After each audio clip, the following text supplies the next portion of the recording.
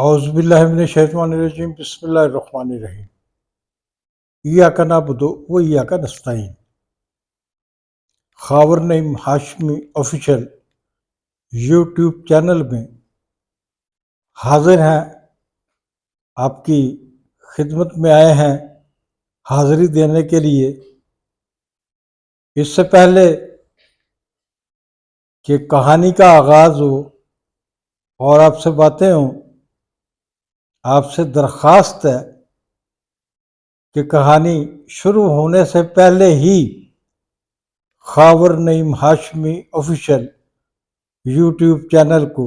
جسے آپ دیکھ رہے ہیں اس وقت، اگر آپ نے ابھی تک اسے سبسکرائب نہیں کیا تو برائے کرم اسے سبسکرائب کریں، لائک کریں، دوستوں کو فارورڈ کریں، اور دوستوں کو نہیں، آپ کے سننے والوں کے جتنے بھی گروپس دوستوں کے بنے ہوئے ہیں ان میں بھی اس کو فارورڈ کریں۔ یہ تو تھی میری گزارش جو میں ہمیشہ کرتا ہوں۔ آج میں نے پروگرام کا آغاز ہی اس ریکویسٹ سے کیا ہے۔ یہ ریکویسٹ مجھے اس لیے کرنی پڑی ہے کہ مجھے خوشی ہے کہ پچھلے 3 دن میں 1500 کے قریب نئے سبسکرائبر بھی آئے ہیں، اور نئے سبسکرائبرز کا تیزی کے ساتھ آنا ہم سب کے لیے خوشی کا باعث ہے۔ ہم نے سبسکرائبرز کی تعداد لاکھوں سے اوپر لے کے جانی ہے، ملینز سے اوپر لے کے جانی ہے۔ آئیے ہم یہ وعدہ کریں اور اس وعدے کی تکمیل کے لیے کام کریں۔ میری آج کی کہانی روایتی کہانی نہیں ہے، یہ عام گھریلو خواتین، خاص طور پہ لوئر مڈل کلاس اور مڈل کلاس کی ان عورتوں، بہنوں، بچیوں کے لیے ہے جن کے پاس پیسے ہوتے ہیں، زیورات ہوتے ہیں یا اور قیمتی اشیاء ہوتی ہیں، اور وہ پیسوں کو یا زیورات کو بینکوں کے لاکرز میں رکھوانے کی بجائے گھروں میں ہی کہیں ادھر ادھر چھپا دیتی ہیں، محفوظ جگہ دیکھتی ہیں کہ یہاں میرے زیور محفوظ رہیں گے، یہاں میرے پیسے محفوظ رہیں گے، اور مطمئن ہو جاتی ہیں۔ لیکن یاد رکھیں کہ اگر آپ کے گھر میں کوئی ٹین ایجر یا نوجوان ایسا ہے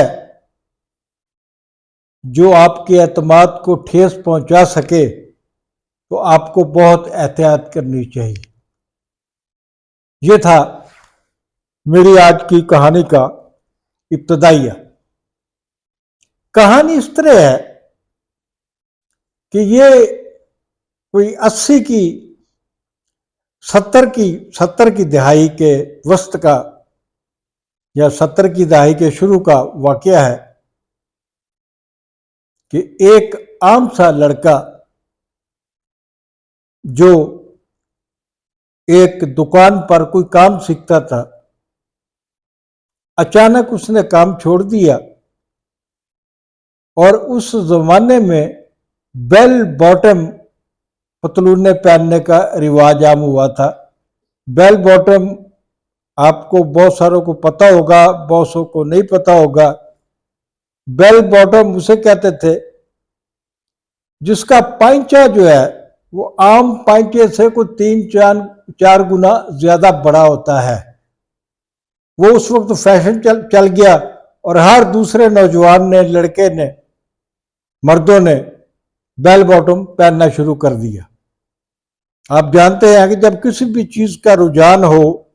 فیشن ہو، تو وہ یوں راتوں رات اچانک چاروں طرف پھیل جاتا ہے۔ وہ جو لڑکا کسی دکان پہ کام سیکھتا تھا، اس نے اچانک بیل باٹم پینٹیں اور رنگین اور قیمتی قمیضیں پہننی شروع کر دی، سوٹ سلوانے شروع کر دیے، نئے نئے شوز جوتے خریدنے شروع کر دیے، روزانہ نئی چپل بدلنے لگا۔ اور اسی دوران میں اس کا تعلق ایک ایسے گھرانے سے ہوا جہاں 9 بہنیں جوان تھیں، کسی کی میں نام نہیں لینا چاہتا، 9 بیٹیاں جوان تھیں اور 10واں بیٹا تھا جو 9 عمر تھا، 8 تو مکمل جوان تھی، 9ویں بیٹی جو تھی وہ جوانی کی دہلیز پہ قدم رکھ چکی تھی، اور 10واں بیٹا جو ہے وہ ابھی ہائی اسکول میں پڑھتا تھا۔ تو یہ لڑکا جس نے بیل باٹم اچانک پہننے شروع کر دیے اور جدید لباس پہننے شروع کر دیے اور بالوں کی تراش خراش کے لیے قیمتی مہنگے پارلر میں جانا شروع کر دیا، اور شکل صورت سے تو بیچارہ جیسا ہی تھا، لیکن وہ مکمل ہیرو بن چکا تھا، اور اس کا آنا جانا ان 9 بہنوں والے گھر میں ہو گیا۔ پتہ نہیں راتوں رات وہ کیسے امیر ہو گیا۔ ایک آدمی جو ایک دکان پہ کام سیکھ رہا ہے وہ اچانک کام چھوڑ دیتا ہے اور عیاشی کی طرف چلا جاتا ہے اور پرتعیش زندگی گزارنے لگتا ہے، اس کی چال ڈھال ہی بدل جاتی ہے، اس کے بولنے کا انداز ہی تبدیل ہو جاتا ہے۔ یہ سلسلہ کوئی 1-1.5 سال چلا۔ پھر کیا ہوا کہ اس کے بڑے بھائی کی بیوی نے ایک دن جہاں وہ اپنے زیورات اور پیسے چھپا کے رکھتی تھی وہاں چیک کیا تو وہاں نہ کوئی زیور تھا نہ پیسے تھے۔ وہ زیور آہستہ آہستہ آہستہ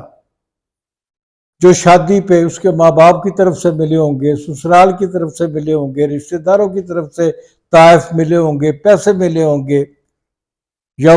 خود اس نے جمع کیے ہوں گے، اپنے شوہر کی کمائی میں سے بچا کے جمع کیے ہوں گے،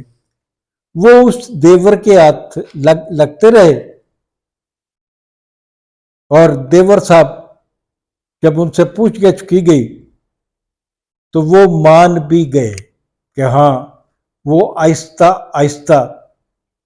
کبھی انگوٹھی، کبھی کڑا، کبھی ہار، کبھی کوئی اور گہنا یہاں سے نکالتا رہا، بیچتا رہا،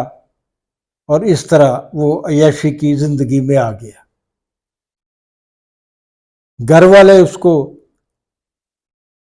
پولیس کے حوالے کرنے کی بجائے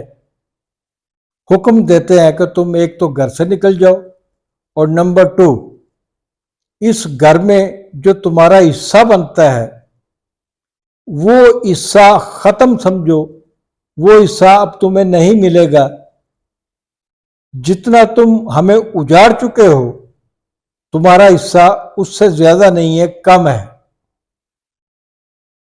تو اس طرح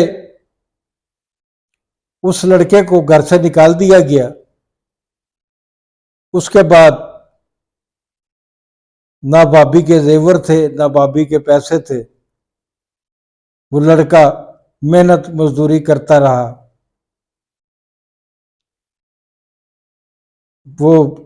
ڈرنک بھی کرنے لگ گیا تھا، بلا کا سگریٹ نوش بھی تھا، پھر اس نے کسی نہ کسی طریقے سے شادی بھی کر لی تھی، وہ بے شمار بیماریوں کا شکار ہو گیا، اور بالآخر اپنے بچوں کو، اپنی بیوی کو تنہا چھوڑ کر اللہ میاں کے پاس چلا گیا۔ تو آج کی جو کہانی آپ نے سنی یہ ایک سبق آموز کہانی ہے۔ یہ کسی کے بھی گھر میں کسی بھی گھر میں ہو سکتا ہے۔ اپنے بچوں پہ، خاص طور پر نوجوان بچوں پہ، اگر آپ دیکھیں کہ آپ کے گھر کے بچوں کے سبھاؤ میں، ان کے برتاؤ میں، ان کے رہن سہن میں،